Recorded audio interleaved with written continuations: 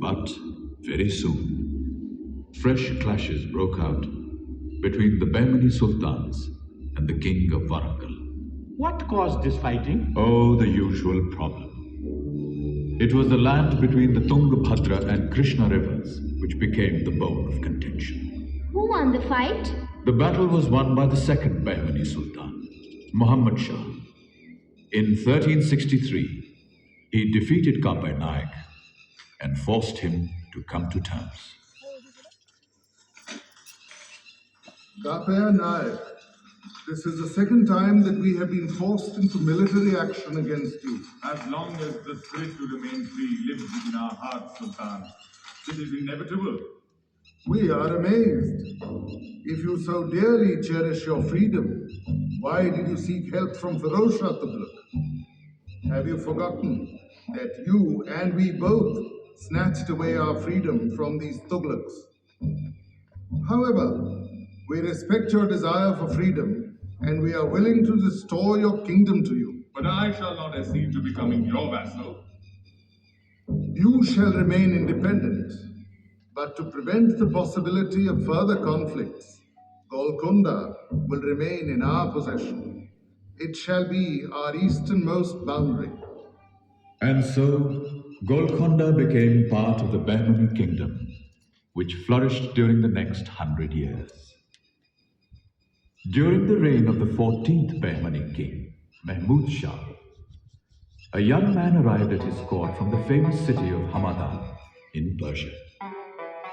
This young man was destined to change the face, fate, and fortune of Golkonda. Sultan Kuli, not only your bravery, but your knowledge is also praiseworthy.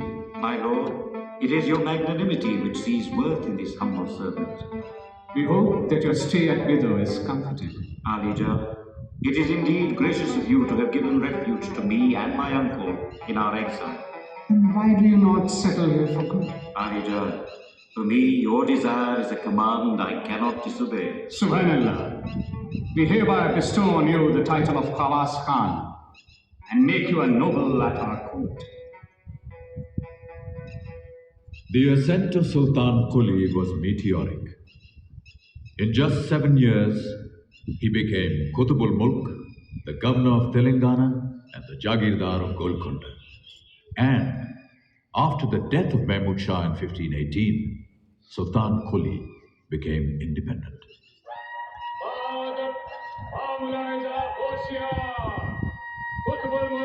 सुल्तान कुली कुतुब शाह तशरीफ ला रहे हैं। बड़े मालिक, there is peace and quiet in Vidyanagar and Vijayanagar. The administration of Golkonda too is stronger than ever before. And we shall have to keep it so. Therefore, we have decided to make Golkonda our capital. But it is not in the center of the kingdom, my lord. Nevertheless, there is no other place more suited for the defense of our kingdom. A mud fort already exists here. We shall strengthen this fort with stone and mortar and reside here as well. So, this was the first time that a ruler decided to make Golkonda his capital and live there. Absolutely. Sultan Kuli had brought with him from Hamadan images of the towering minarets, grand arches, and magnificent gateways of Iran. All this is still visible here. Do you know that the circumference of the outer wall is 7 kilometers? There are 8 gates and 87 bastions in the crenellated wall, and 2 more stone walls within the outer rampart protect Bala Hissa.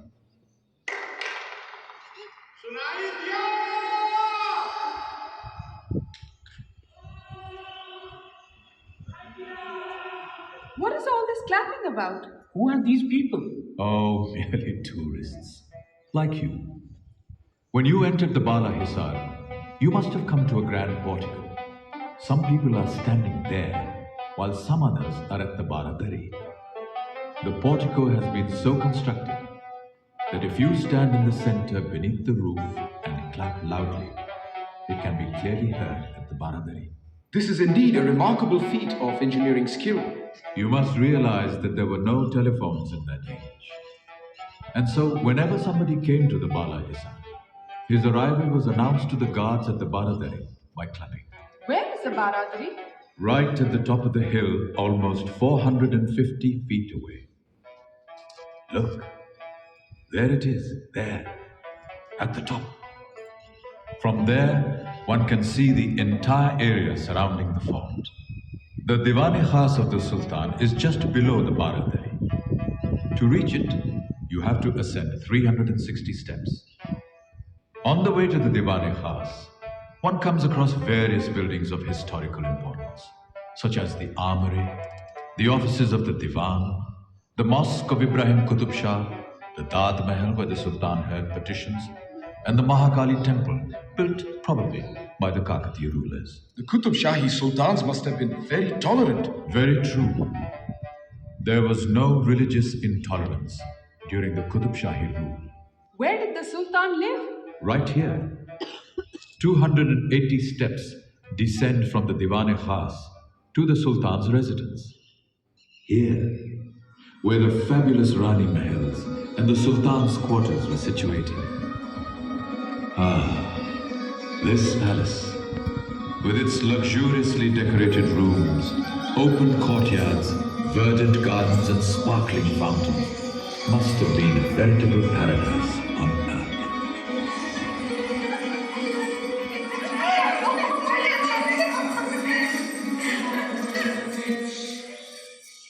Sultan Quli was an able administrator, a remarkably talented personality.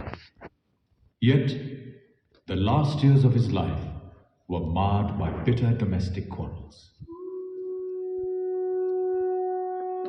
Ya Allah, for 60 years now I have been incessantly waging wars.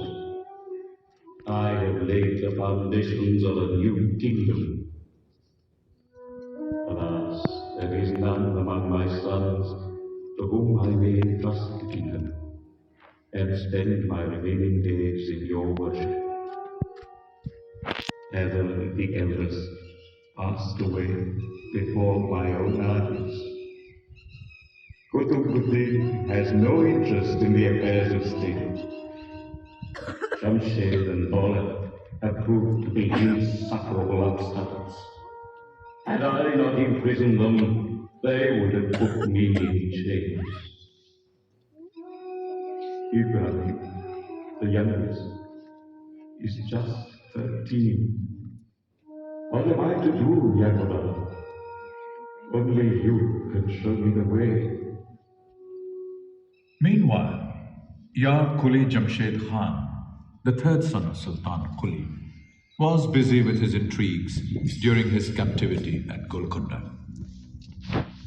Believe me, Hamdani, death would be more welcome than this imprisonment. My father will not accept that the kingdom would be safe in my hands. It's really sad, my lord, to see an able prince like you suffering. If my father is not sorry to put me in prison, why should anyone else feel sad? If it were in this humble servant's power to alleviate your suffering, I would do so immediately. You can, Hamdani. You can. How, my lord? There is only one way out. The Sultan will have to be removed. What a merciless son he was. Planned to kill his own father for the throne? Was his conspiracy, successful? Alas, it was. What happened to the younger brother? The youngest brother, Ibrahim, had to flee Golkonda and take refuge in neighboring Vijayanagar. The next 7 years were a period of intense turmoil in Golkonda.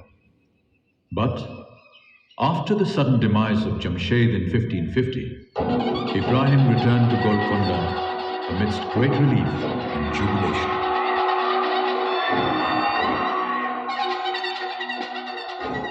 I am so pleased to see you on the throne of Golkonda, my lord. Have you forgotten the splendor of Vijayanagar so soon, Bhagirathi? Our Golkonda is just a village compared to it. In Vijayanagar, I was ordinary princess and the wife of an exiled prince.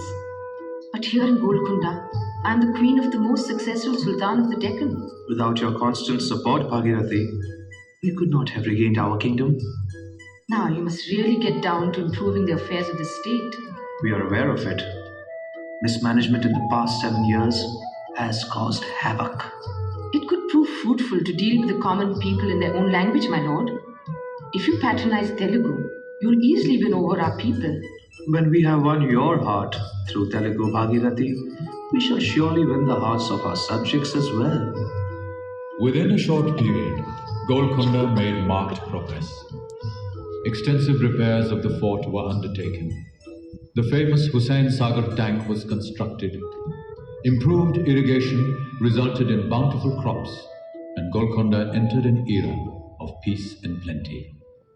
This prosperity was also reflected in the flowering of art and literature. అక్కమలాచి హస్తములయందమున్నేమని విన్నవింతు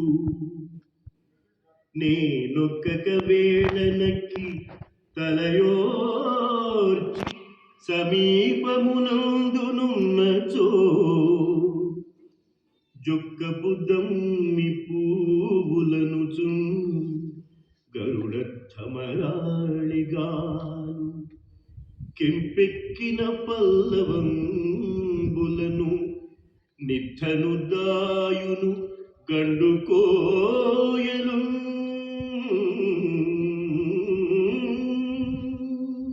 Wow, wow, Adbhutam.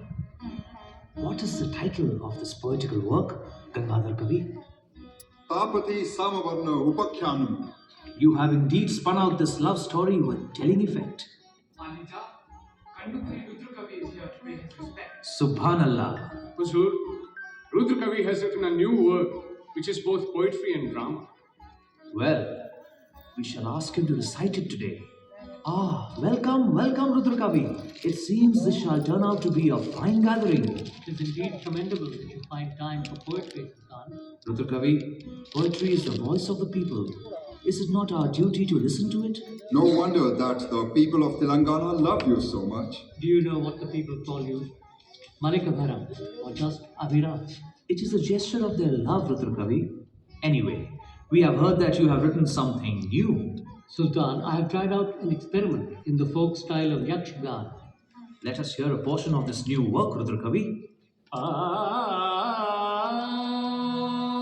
కనుల నశ్రులు క్రమ్మగబగచున్ ఔరా విధివశమని తలయూచున్ ఎటికి ప్రాణములికనని తలచున్ క్రమరసొమ్ములు రొమ్మున నొత్తున్ ఏగతి నోతునికనని పలుకున్ బబురే బబురె విధియని పాలము ముట్టు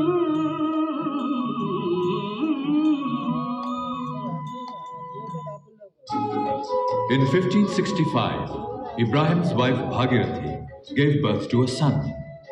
Amidst widespread celebrations, the Sultan distributed largesse and named his son Muhammad Quli. Shah को रब ने दिया एक बेटा जिसके दीदार से दिल हो खुर्रम किए शुक्राने में दरिया दिल शाह ने रैयत में बहुत लुत्फो करम चखने साल वलादत पे कहा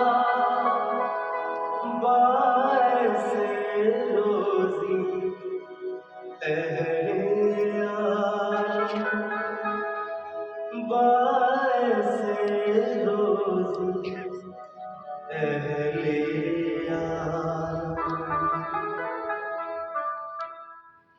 From the very beginning, Prince Muhammad Quli was inclined more towards winning hearts than conquering forts. Nature had bestowed on him the gift of poetry and music. The love tale of Muhammad Quli and Bhagmati is related by people even to this day. It is said that Bhagmati lived in Chichlam village on the other side of the Musi river near the fort. She was extremely beautiful and accomplished in music and dance.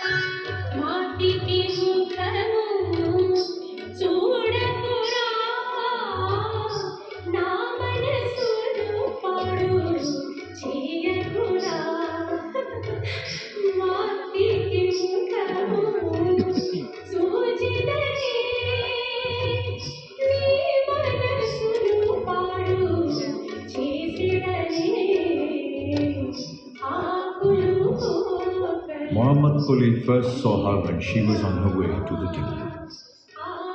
It was love at first sight and soon grew into a passion. But the Sultan came to know of it. सुनो लोग मेरी परम की कहानी पीला है रंग आशिकी की निशानी. Muhammad, Alija, is it true that you are enamored by a dancing girl? Answer, we await your reply. I am in love with her, Alija. With a common dancing girl? We did not expect this from you. Alija, I can't live without her. You have lost your senses. It is our order that you shall have nothing to do with her henceforth. You are not to leave the court till this madness is over. Not even the severest royal edict could check this passion. One stormy night, the prince risked his life to go and meet his beloved.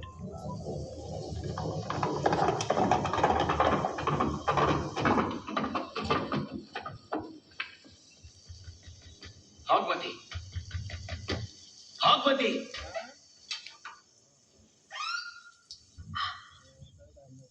You, my lord? In this stormy weather? Yes, Bhagmati. I couldn't stay away. How did you find your way in the dark? There was the flame of your love in my heart. Your face was beckoning me like a beacon at night. You should have never taken such a risk. Do you think I could live without meeting you? Each breath of mine, each heartbeat is for you alone, my love.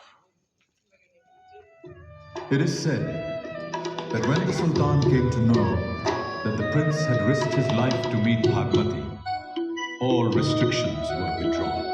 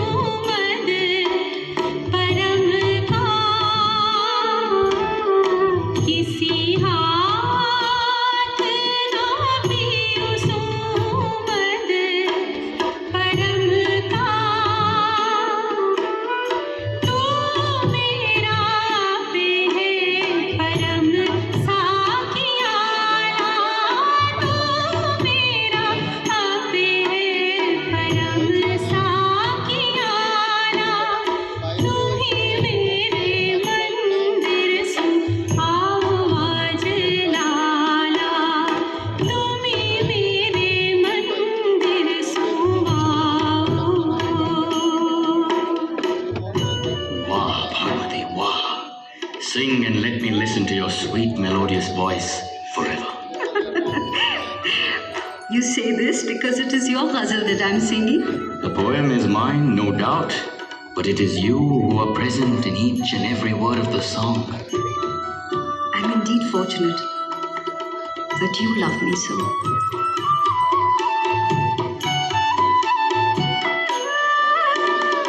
नबी सदके दायम कुतुब शानंद सू नबी सदके दायम कुतुब शानंद सू करे भोग इनके तनन तन तलाला करे भोग इनके तनन तन तलाला तुम्ही मेरे मंदिर सो आओ आज लाला तुम्ही मेरे मंदिर सो आओ Muhammad Quli is the first Urdu poet whose verse was issued as a collection. He must have been a contemporary of poets such as Surdas, Mirabai, and Tulsidas. Indeed. And like these great poets, Muhammad Quli also disregarded the barriers of caste and creed to depict the lives and customs of his people.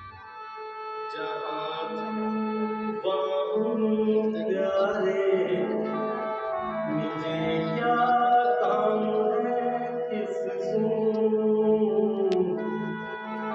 न बुत खाने का मुझ परवाह न मस्जिद की खबर मुझको नबी सदके कुतुब शातूं नैया धार का जाजत कि दोनों जग में आधार है खैरुल बशर मुझको Muhammad Quli Qutub Shah ascended the throne in 1580 at the young age of 15. The foundations of the Sultanate were secure, and there was peace and prosperity in the land. Golkonda now entered its golden period, which was to last for the next 50 years. Well, now, tell me, have you ever seen diamonds? Diamonds? Sure, of course. Yes, we have seen one, yes. Then come and see this one.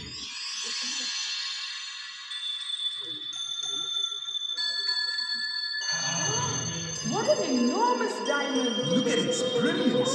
Can you tell me what this diamond is called? This is the Kohinoor diamond. It was with the Mughal Emperor Shah Jahan.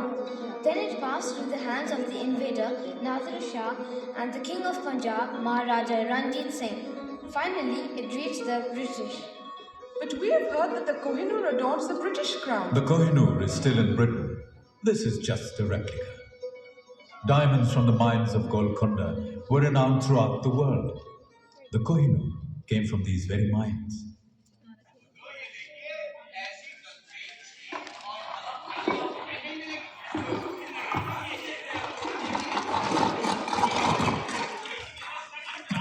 Well, Karishma, you have come from Persia and you have visited many places. What do you think of our Golkonda? Allah Mizata, words are not enough to describe this fabulous thing. One sees all kinds of goods in the markets, and plenty.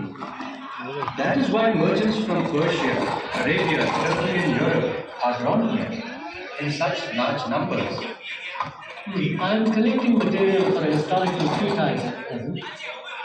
I feel that it would not be considered complete without a proper mention of Golkonda.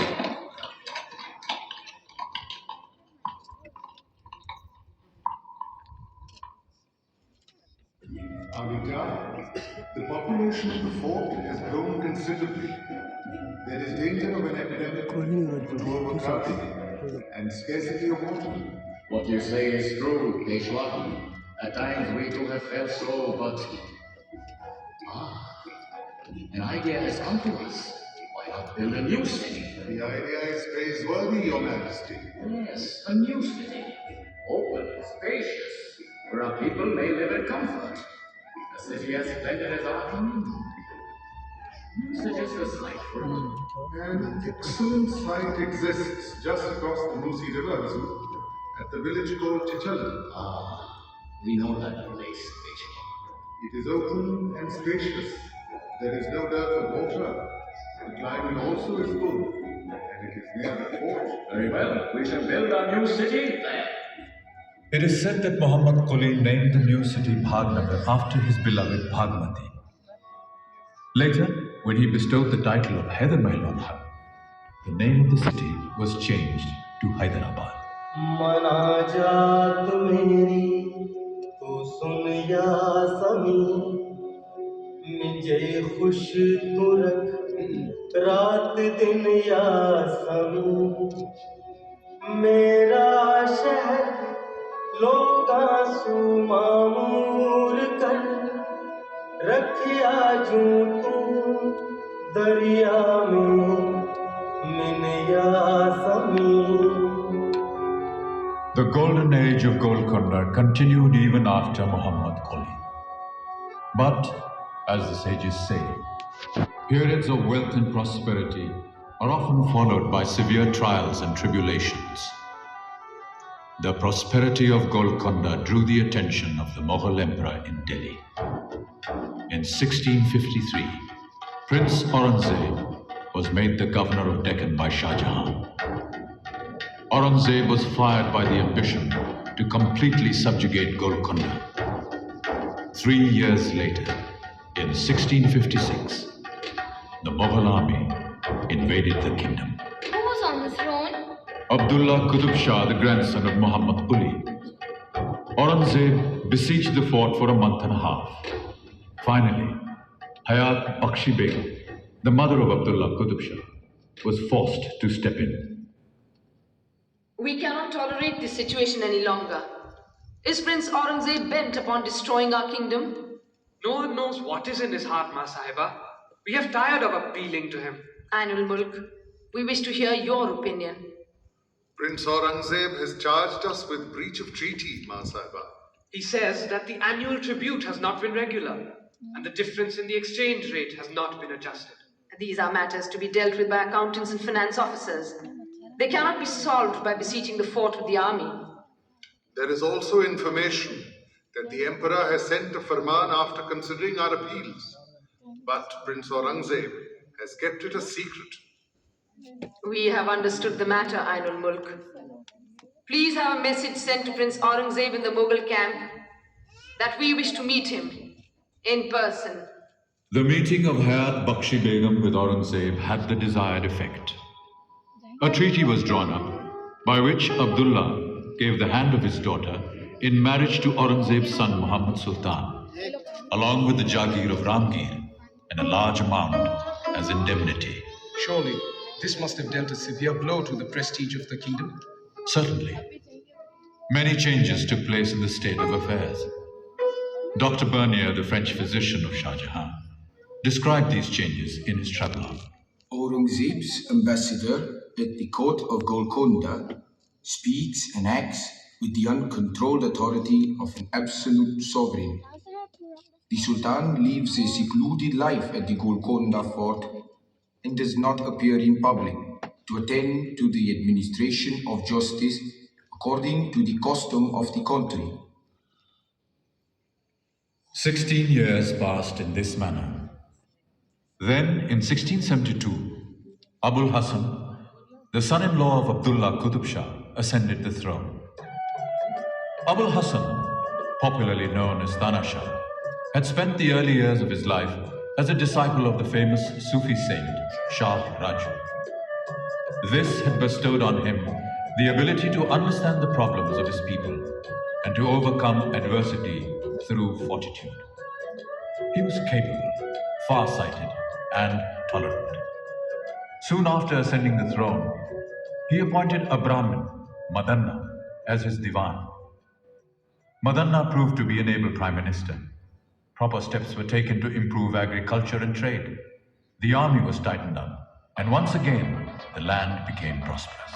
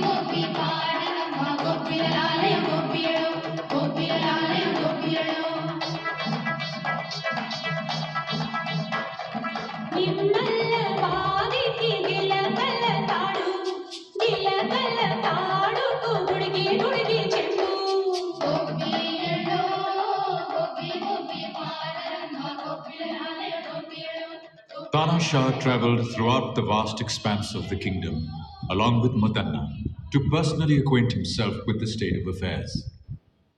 On one such tour, the royal entourage made camp at a small village.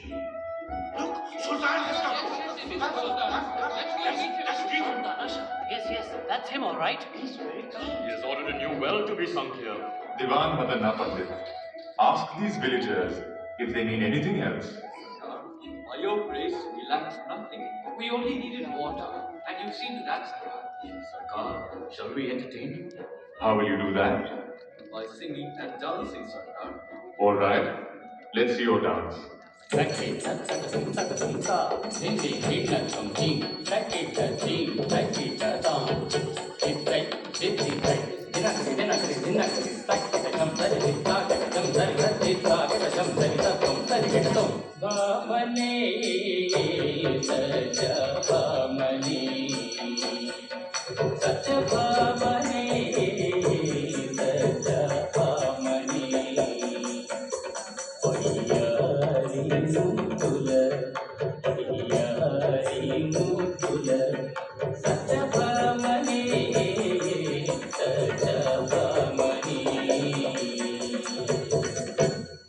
Subhanallah, what is this dance called?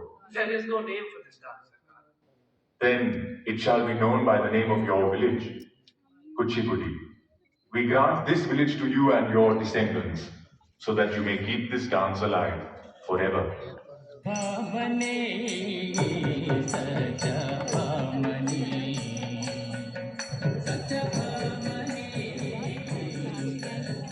Tell us another story like this. Another story? All right. I'll tell you one about Sant Ramdas. People believe that one of the nephews of Divan Madanna was the saint poet Ramdas. It is said that the real name of Ramdas was Kancherla Gopanna, and he was appointed the Tehsildar of Bhadrachalam. Gopanna was a devotee of Ram and composed hymns in praise of his deity.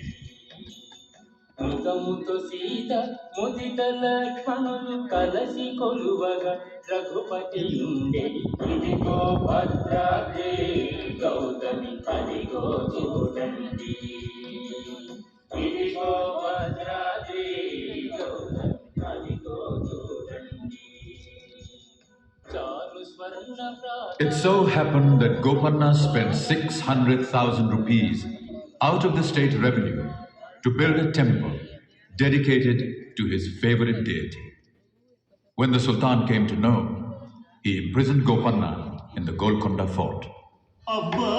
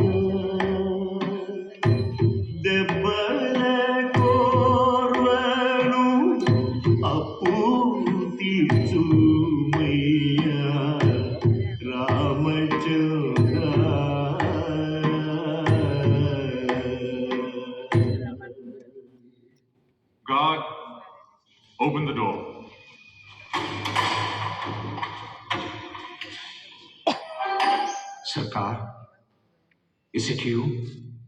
Here, in this prison? Yes, Gopalnath. We have come to set you free. But Huzur, the amount taken by me, It has been paid. who paid this amount? Two young princes. I had never seen them before, but they had a divine radiance. They must be my Lord Ram and his brother Lakshman. Your devotion is indeed deep and true, Gopalnath. You are undoubtedly Ramdas, Bhakta Ramdas. This is really a miracle. Now, this is what one would term as true devotion. Well, let us come back to the story of Golkonda. On one hand, Golkonda was once again witnessing an era of prosperity, and on the other, dark clouds were gathering on the horizon.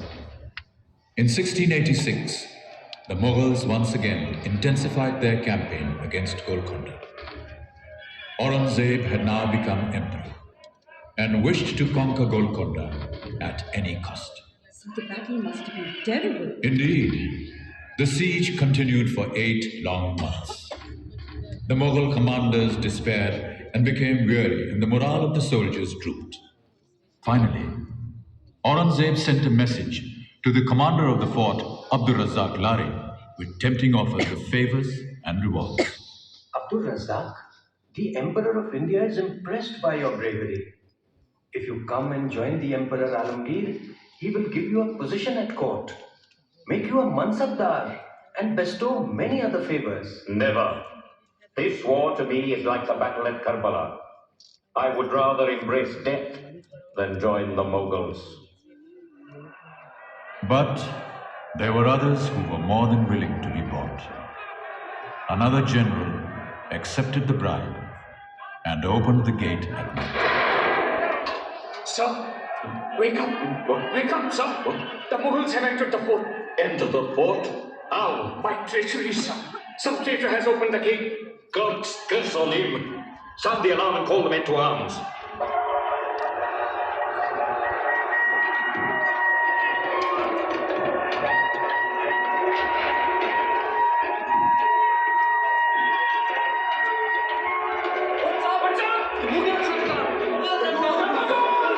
Come, my comrades! Let us teach a lesson to these treacherous Mughals. Come, let's go! Allahu Akbar!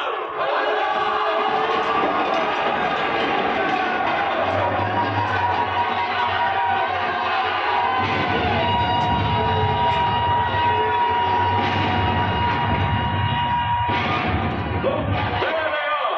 Surround them! Let no one escape! You are just a fool. What can you do to us? As long as even a drop of blood remains in our veins, we shall defend our Sultan and the kingdom!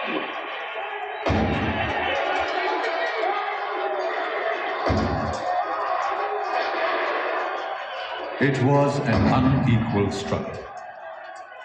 In the end, Abdur Razzaq, deeply wounded, fell down under a tree in the Nagina Bagh, just outside the palace.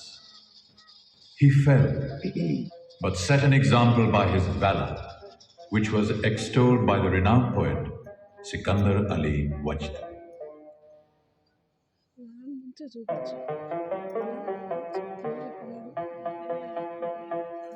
शमशीरे Darkan तूने अजब धाक बिठा दी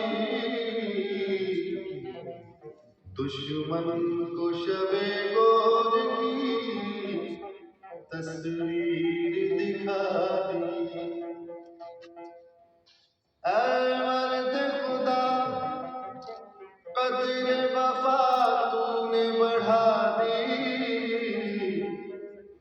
कुर्बान तेरे मालिक के लिए जान लड़ा दी जब तक ये निजाम सहर व शाम रहेगा तारीख दिले नाम तेरा नाम रहेगा तारीख दिले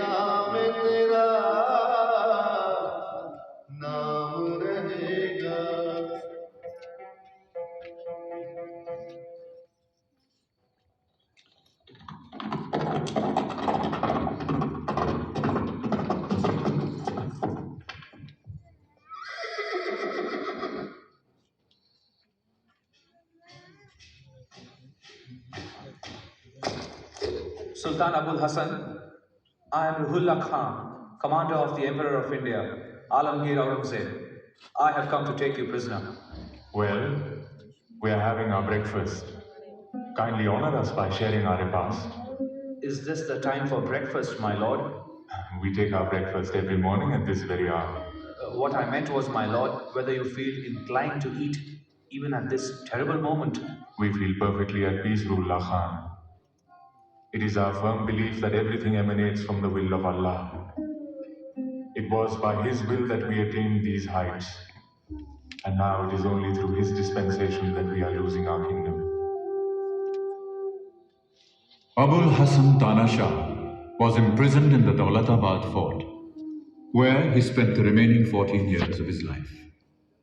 With him, the glorious period of the Deccan passed into history.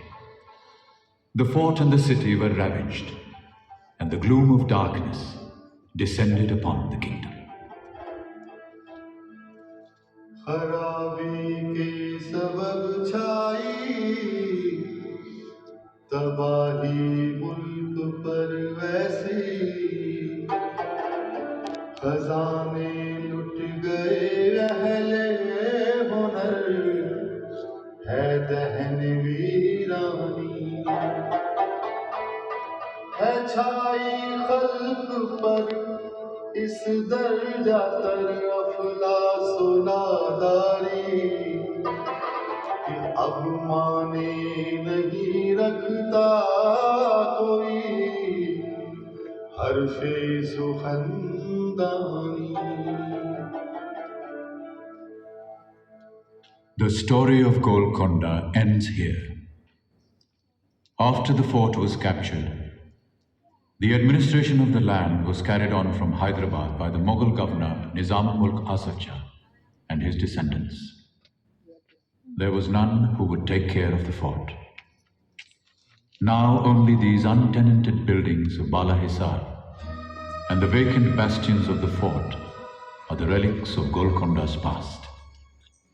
These rocks and ramparts are the sole witnesses of that splendor. They alone have survived, unfazed by the march of events, defying the ravages of time, mute, inscrutable, and unmoving in their silent vigil.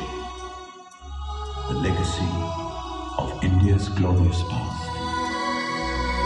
ये किला ये फसील ये वीरानी